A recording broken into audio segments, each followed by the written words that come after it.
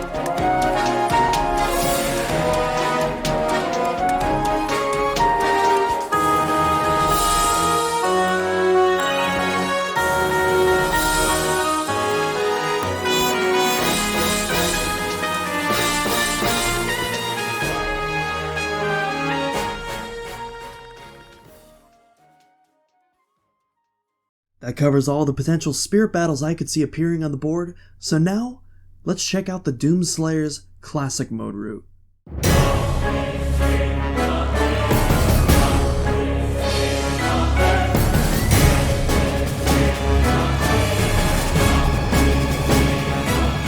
I had a couple of ideas for what to do with this. My first idea was to recreate a streamlined Cliff Notes version of Doom, starting at the hangar and ending in hell against either the Spider Mastermind or even the Icon of Sin from Doom 2.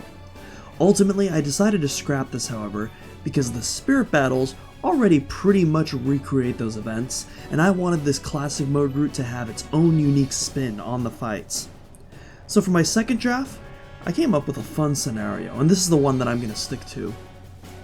In Doom Eternal, the Slayer accesses each level via a hub world named the Fortress of Doom. It's essentially his own personal fortress, a flying space station where he can generate portals that will transport him across the solar system, and even across multiple dimensions. The Slayer's own personal motivation is to rid the dimensions of demonic forces, along with anyone or anything that stands in his way. Having this context in mind, what if the portals on the Fortress of Doom had the ability to transport the Slayer into the universes of the Smashcast? The Slayer would then feel obligated to help rid those worlds of any legitimate evils that plague it. And this classic mode route is this very scenario in action. Like most other classic mode routes in Ultimate, there are 6 battles followed by the bonus stage and ending with a grand final battle. For these fights, the Doomslayer will go into the universe of one of the series represented in Smash, and face off against the villain, or villains, of that series, with help from that series' heroes. Battle 1 is in the Star Fox universe against Wolf, with help from both Fox and Falco on the Corneria stage. Battle 2 is in the Donkey Kong universe against King K. Rool, with help from both Donkey Kong and Diddy Kong on the Congo Falls stage. Battle 3 is in the Legend of Zelda universe against Ganondorf, with help from both Link and Zelda on the Gerudo Valley stage. Battle 4 is in the Metroid universe against both Ridley and Dark Samus, with help from Samus on the Frigate Orpheon stage.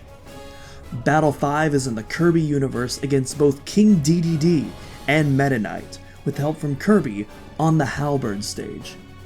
And finally, Battle 6 is in the Super Mario universe against Bowser, Bowser Jr., Piranha Plant, and Wario, classic overalls of course, with help from Mario, Luigi, and Peach on the Princess Peach's Castle stage.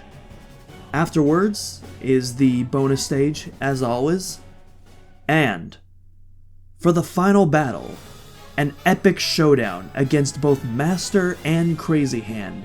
However, the Doomslayer is teamed up with all of the main protagonists from the series he just fought alongside with. That includes Fox, Donkey Kong, Link, Samus, Kirby, and of course Mario. Truly an epic sight to behold. Congratulations! I think a cool reference for the photo at the ending of the classic mode would be a picture of the Doomslayer using his up special, the rocket jump, which we mentioned back in episode 2, on Ganon's head. And when I say Ganon's head, I'm talking about the boss battle, not the fighter Ganondorf. This is a reference to the final battle of Doom 2 against the Icon of Sin, where you have to fire rockets at a hole in the dome of its head to defeat it and save the Earth from permanent demonic corruption. With classic mode finished, we've wrapped up everything in the Challenger Pack.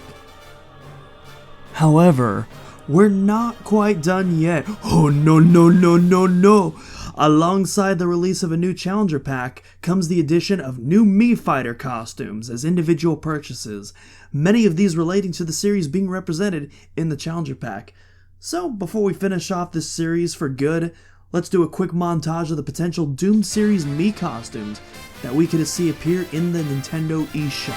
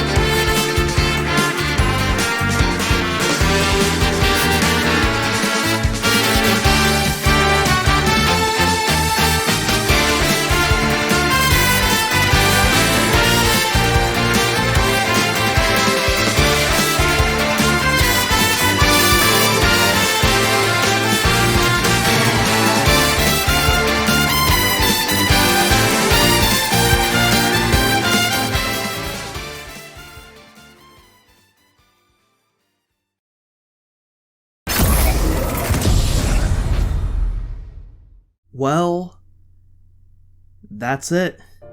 Officially. We did it, everybody. We made it through all 5 episodes of this absurdly lengthy series detailing every possible facet of how the Doomslayer could work in Super Smash Bros. Ultimate if he was chosen. What a wonderful timeline that would be. Once more, a huge thanks to all of the members of the Doom community who gave me suggestions, ideas, and inspirations. This series wouldn't have been nearly as ambitious if it weren't for all of your support, and I am eternally grateful for it. For the rest of the Doom fans watching this who didn't have an opportunity to contribute, I hope every one of you enjoyed what I and the rest of the community provided, and hopefully this video gave you your own inspirations on where to take the Slayer and how to improve him even further. Most importantly, for the Smash fans that might not be familiar or interested in the series who stayed around for the very end, I hope I was able to give a better understanding to why many people in the Smash community want this character, even if he doesn't personally vibe with you, which again I must reiterate is completely fine since the very beginning. I don't know what else to say. I'm just happy that all 25 of you watching took so much time out of your days to listen to me ramble about a fictional video game character for well over an hour in total. If you enjoyed this series, feel free to drop a like, and if you hated it, consider subscribing to my channel. Until next time, I'll see you all next mission. But, in the meantime, rip and tear until it is done.